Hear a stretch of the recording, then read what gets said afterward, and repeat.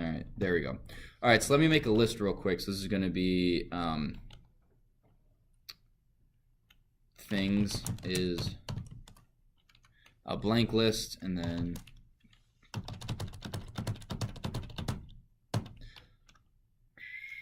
so this is summer, this is elements, numbers, Zach, pizza, desk. I won't put a name in there, that's weird. Dog.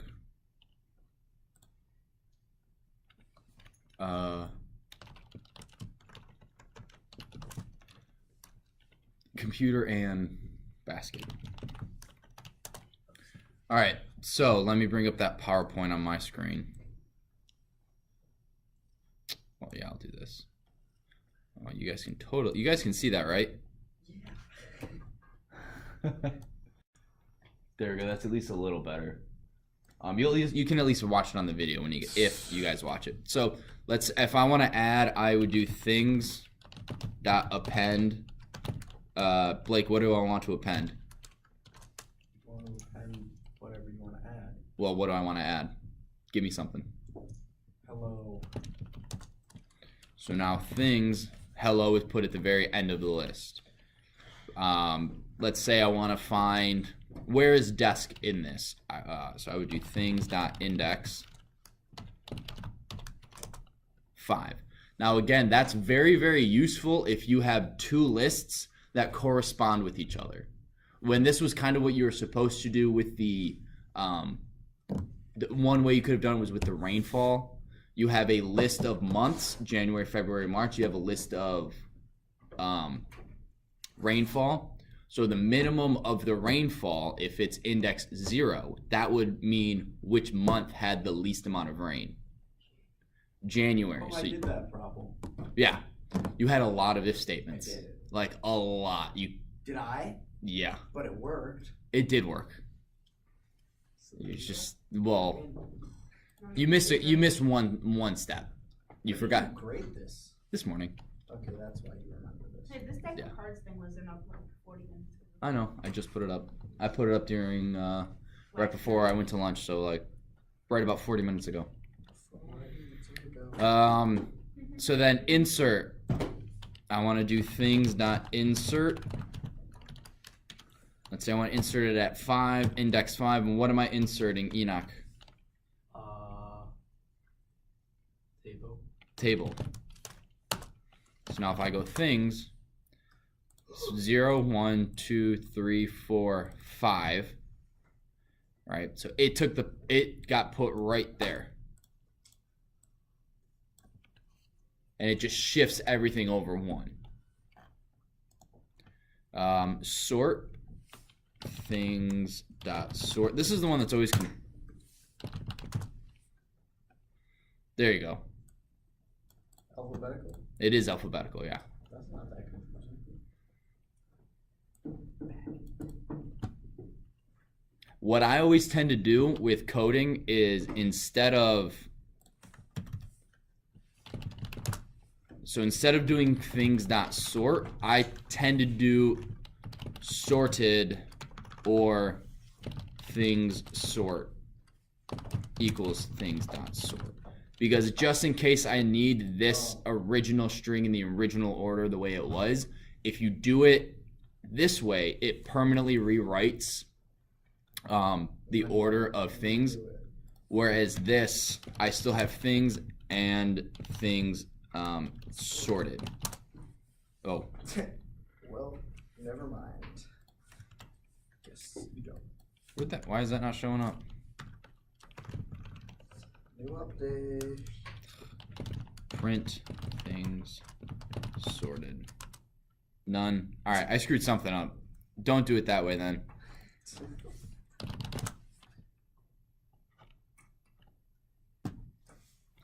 Oh, I know what it did. Okay. So this is a command that whenever you use it, even though I have things sorted, this is basically running that command. So things sorted, as soon as I called it, see things is not in order. I did things sorted, it sorted this list, period.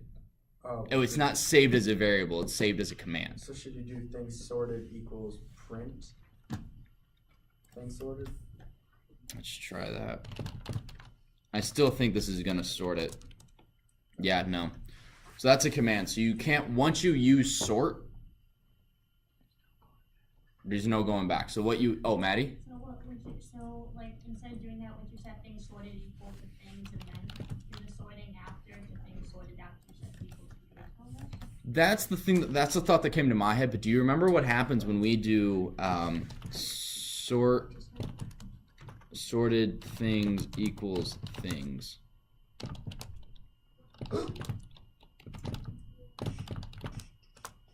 So these equal the same thing, right? Do you guys remember what happened if I did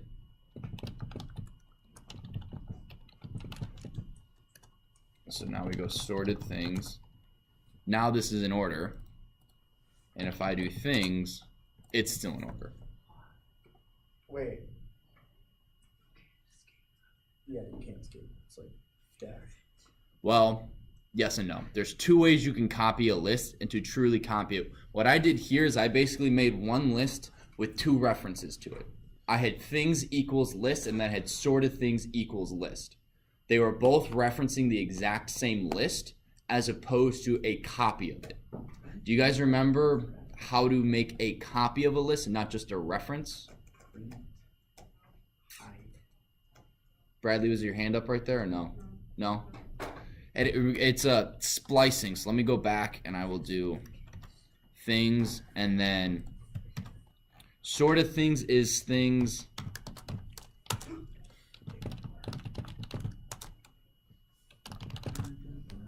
So what this is doing, you guys, what is list splicing? You put something in the middle of a list. No, it's the cutting. No.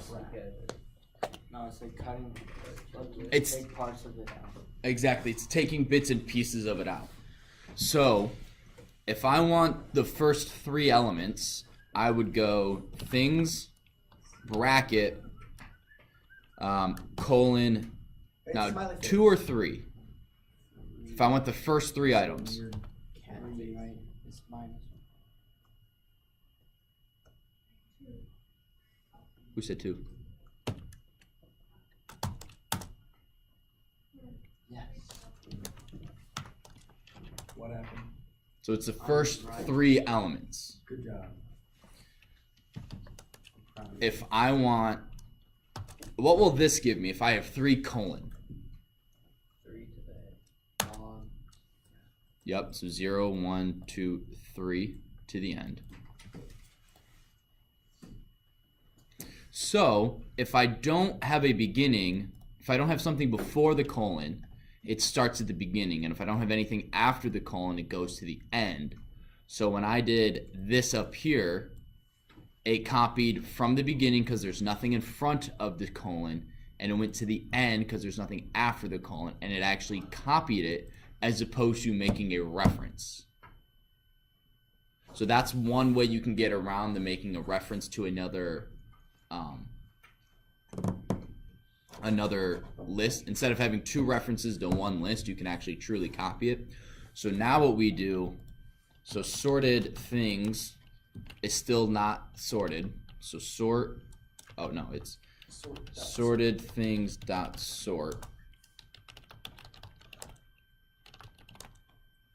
And that's how you have 2 different lists of the same thing. One is alphabetized, or if it's numbers, it will put it in lowest to highest number form. So let me go over nums is, now if you do 1, 2, 3. Wait, that's already in order. Yeah. I was like nums dot sort That's an 8. 1, 2, 3, 4, 5, and it will also work.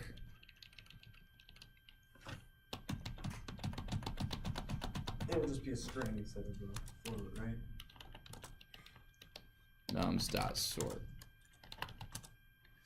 They'll still be strings because, as you guys remember,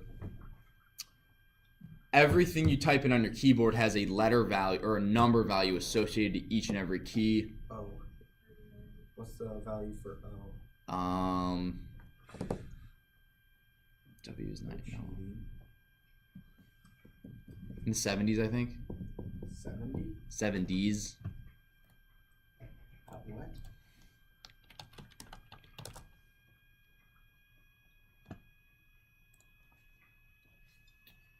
Oh no, I like.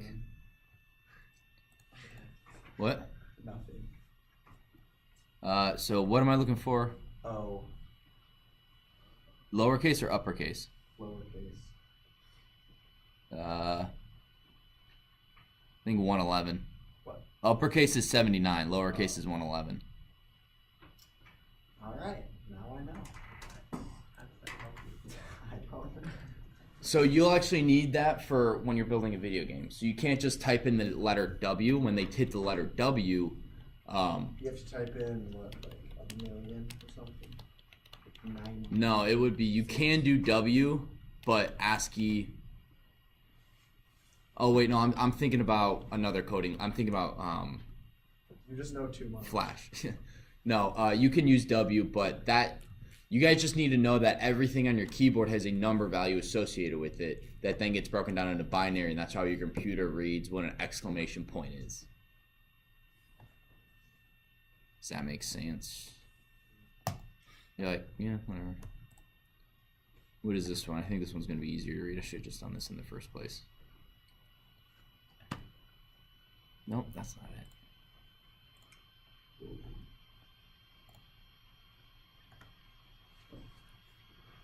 Oh, these are all the special characters. Anyway. And then, so sort mylist.remove item. So we'll go back to things. I don't need, back it because I spelled back it incorrectly. Things dot remove back it. Now back it's no longer there. Now what happens if things dot remove hi? What's gonna happen? Right, we're gonna get a value error, which means X not in list. Now that doesn't mean the literal X number or the letter X or the variable X or anything like that. Notice how it says list remove X. X is just a placeholder. Do you guys ever use X and play, like, he told me X number of dollars, I can't remember. You guys ever use that? Oh, that's just a me thing then. But that's just a placeholder. That's saying whatever you're trying to remove isn't actually in that list. So if you're trying to remove a phone number or a name from a list and you don't want it to error out like this, you may want to go if name in list, remove it, else don't do anything. Excuse me. Does that make sense, Bradley? I was looking at Blake when I said that, that's why. Blah, blah, blah, blah. I'm very confused now. You remove the item. Can you remove the next one? Yeah, so what you do for that one, you actually use delete or del things, and then index, let's say -1. What's -1 gonna do? Which one is it gonna delete? And this list right here. Computer, why is that? Because it starts from the back. Correct. If we use 0 to always start at the beginning, and then it goes 0, 1, 2, 3 as you go further along in the list, how do we start from the very end? We use -1, and that goes backwards. So -1 is the last index, is the last item in a list. -2 is the second to last. -3 is the third to last. Or second to last, next to last. Yeah. So so we've removed that. Let's check things. So now computer is gone. Did that one. The minimum of my list, so the min of things is desk, and the max of things is summer. And then the sum of things. Oops. What does this error mean, Blake? Did you use, wait, It says unsupported operand type for plus integer and string. Did you try to add an integer and string? I did. I tried to do sum of things. Why doesn't that work? Because some of them are integers, some of them are strings. All of them are strings. Oh, wait. Yeah, nums was up here. So if I did sort, well, nums right now is all strings. Oh, wait, you can't add integer or strings. Right. So that's why this wasn't working. So you do sum of nums. That gives us 15.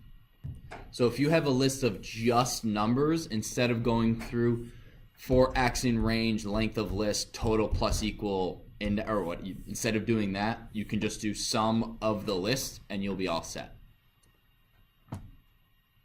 And those are the big popular ones. Do you guys have any questions on those? No, do you want me to save this and put this online? Yeah. Yes, please. File, save as.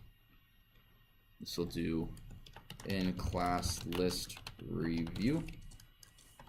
And I will save this to the OneDrive. So as soon as this is saved, you guys have access to it. Student resources. It's under Python scripts. In class list review, and I'll put today's date, which is 4_3_18.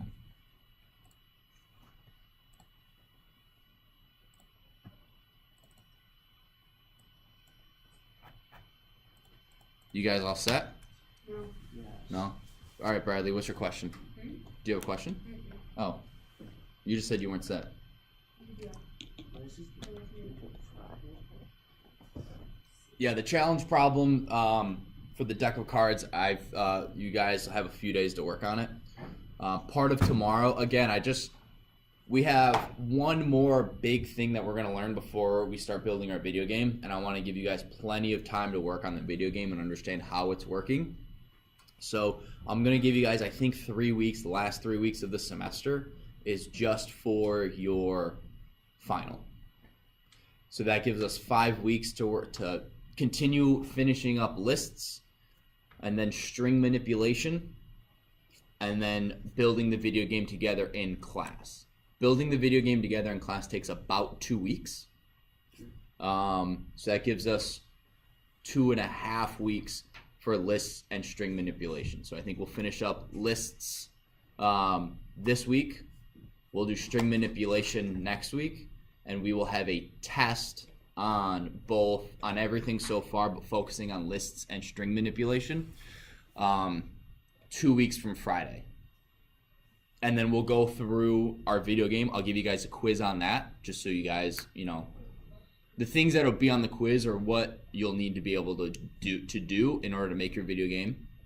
And then, like I said, it's about 3 weeks in class, not including the week of finals, to work on your final. I found that 2 weeks stresses people out just a little too much.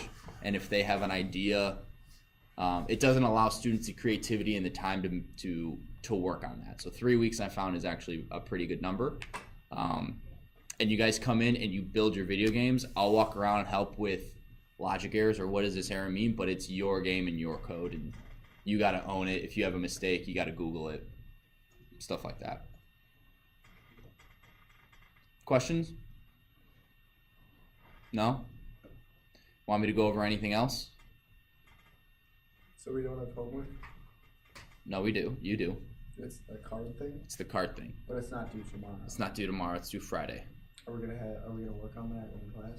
You'll have a little bit of time to work on it tomorrow, but again, this is also like, I just want you guys to get good with lists, because lists, the basis of how your video game works is with lists. That's how the game knows where your character is. That's how, and where your character is moving. It uses lists for all of the arrows that you can shoot, for all of the bad guys. So you guys got to be familiar and comfortable with lists and understanding how the game is working, involving the lists, if you want to make it a cool video game. If you want to so what you can do is you can either take everything you learned building the video game and build your own from scratch, or you can take the video game and add to it.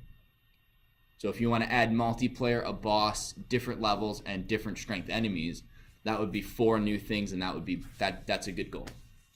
I think minimum you need 3 to get an A. New things that you haven't learned yet?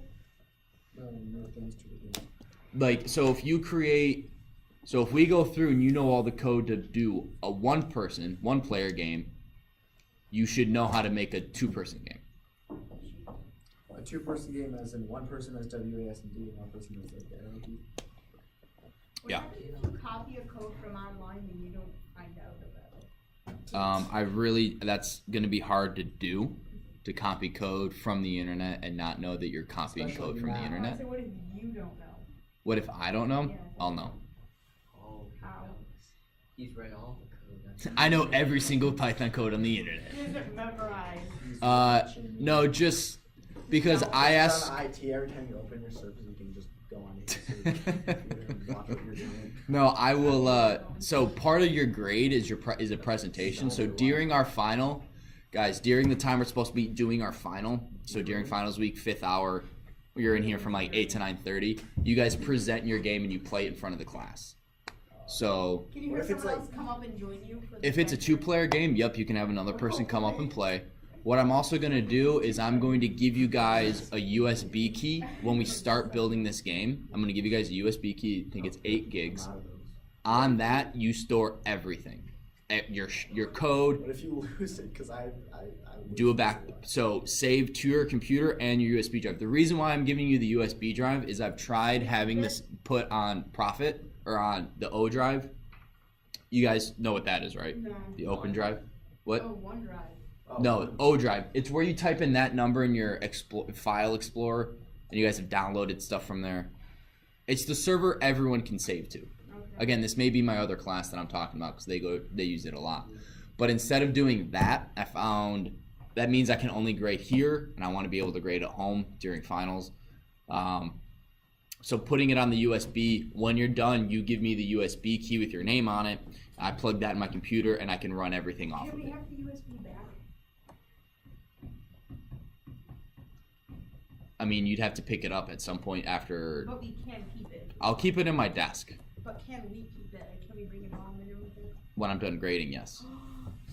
Again, I'm going to keep everything in my desk, so if at some point during next semester you're like, Mr. Stelter, can I have my USB key? I'll give it to you. Wait, will we be able to get it back before? No, so if you have our final on, is it Monday or do we have Monday? Do we have class that Monday? Yeah, it's gonna be Tuesday. It's going to be Wednesday. So would be Wednesday. No. We're 5th, dude. Oh yeah. So Well, Wednesday, if I sorry. finish grading before, I mean with 8 kids, it shouldn't be that difficult for me to grade them. It just shouldn't take that long. I'll finish up, hopefully. So if you want to stop by after your final on Thursday, if I have yours graded, I'll give you back the key. If I don't, you'll have to come back Friday. But I'll do my best to get it all done that Wednesday. Sweet. So just check in after your finals are all done. And if I have it, I'll give it to you. If not, you'll have to wait.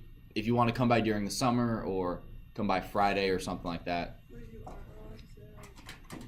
No, you can. It's just when you turn it in, I need it on your USB. I need it to work on your USB. So one of the reasons why it's an issue is because if you save, one thing we do is we do the file location of the individual files. So your images, your sound, all of those are stored somewhere locally. On a video game disc, they're saved on the disc. What you're doing is you're putting it on a USB drive. So when I plug it in, when I need the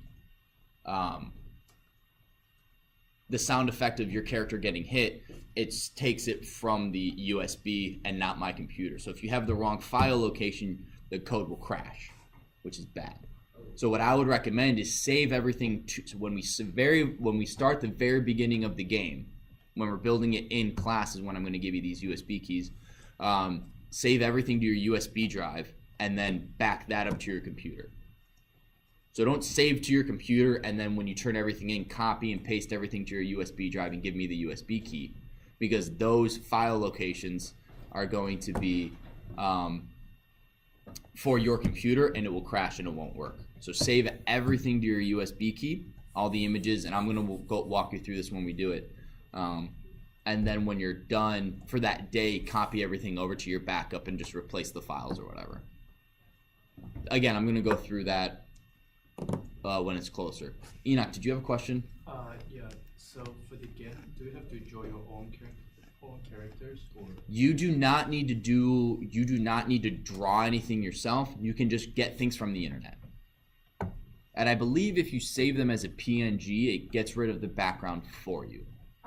What if you want to use a character that's moving? Well, sometimes when I say this, you have to manually. Maybe I've heard different things throughout the years. Some people go, "Oh, if you save it as a PNG, it disappears." I don't think I've had that work, but So like with the PNG, if the person, like if I made a PNG in Photoshop and I had a transparent background, like the little squares on it, then it would be transparent. But in Photoshop, if I had a white background within my image, it would appear with the white background still. Yeah. but if it's a JPEG online and you save it as a PNG, does it get rid of the background? That's what kids have told me in the I past. think you gotta do that manually. To do it manually. Cause I. All right, if you And I have to He tried it from his YouTube. Okay, if you guys are proficient with Photoshop, I may have you guys show the class how to do that. I can do it, it just takes me a while to remember because I only do it once every semester for like a day. So if you guys are proficient with that, I may throw that to you guys during that time. But if you want a character that's moving, Pygame only works with JPEGs and PNG, so you can't like put a GIF in there so where it's always moving. You would have to code it to where when I'm hitting the W, his image is changing. It's not that hard, but it's pretty cool when you get it to work. When you run, your character like does this, and then when you stop, he stands still. It's pretty cool. But I'm just gonna make it so my character's teeth model the entire time, and they're just like this, and they're just running around like this. maybe. Mod. But okay, so for those, all right. So I'm gonna stop recording. Where's my mouse?